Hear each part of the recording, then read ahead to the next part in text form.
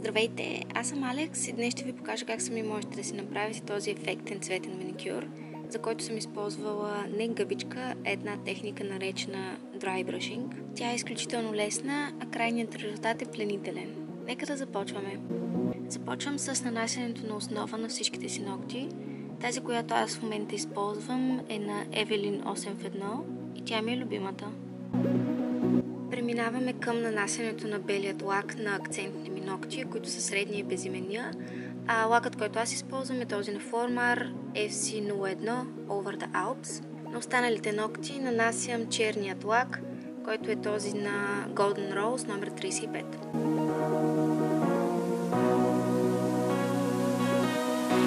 За да е по-наситен цвета, нанасям втори слой на всеки един от ногтите и изчаквам да изсъхне.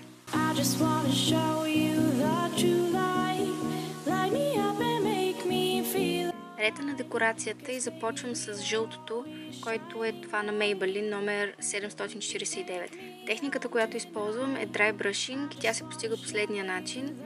Много хубаво почистваме четката от лака, колкото е възможно повече в шишенцето, а остатъка от лака избърсваме върху лист няколко пъти. И след това просто започваме да нанасяме каквото е останало от цвета по четката, по нокита. Продължаваме така, докато сме удовлетворени от резултата.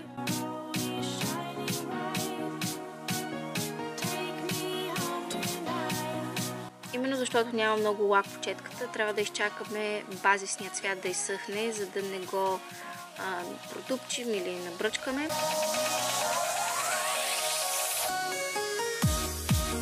Продължаваме с червения цвят. Аз използвам червеното на Golden Rose номер 121 и отново правя същото, избърсвам четката върху лист, докато не остане съвсем малко количество и след това просто нанасям на нокита.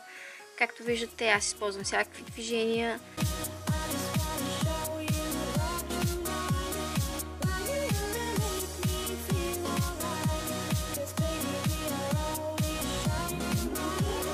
Рета на зеленото, моето е на Maybelline 217, отново същата техника.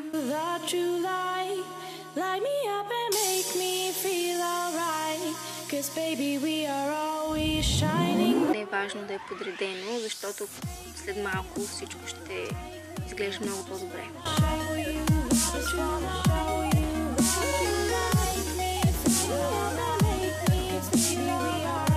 И последният цвят, който използвам, е синьото. Моето е отново на Golden Rose номер 49.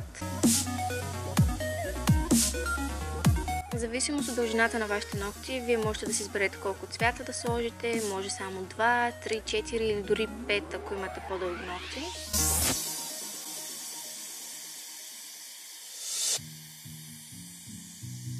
Ето така горе-долу изглеждат моите ногти, когато са готови. Доста са намацани, но сега ще го поправим. Сега нанасям от ето този блещукащ лак. Този, който аз имам е на Miss Sporty, но нямам име. Нанасям щедри количества от него и той всъщност ще помогне на цветовете да се прелеят и да изглежда леко като омбър ефект, но не съвсем.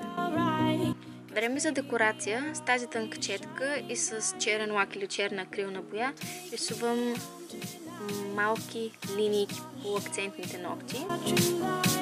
Това е по-лесно да го гледате, отколкото да ви го обяснявам, но пък става изключително лесно и както виждате, горе-долу е триъгълник в триъгълника.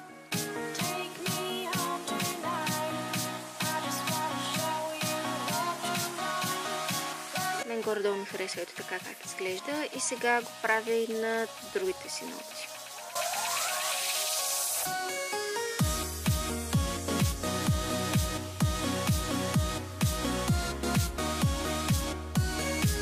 След като оставям дизайна да поизсъхне, е време да нанеса топ лака. Използвам любимият си, който е на Golden Rose Quick Dry. Го нанасям на всичките си ногти, като започвам с черните, тези с дизайна ги оставям за най-накрая, за да може черните линии да са възможно най-съхнали. И повтарям, че съм щедра с топ лака, за да не размажа дизайна. И това е маникюрът, който съм подготвила за днес. Надявам се той да ви хареса. Доста цветен и блестящ, но пък се постига изключително лесно. Ако ви допада този маникюр, харесайте клипа ми и се абонирайте, за да можете да виждате кога качвам нови видеа. До скоро!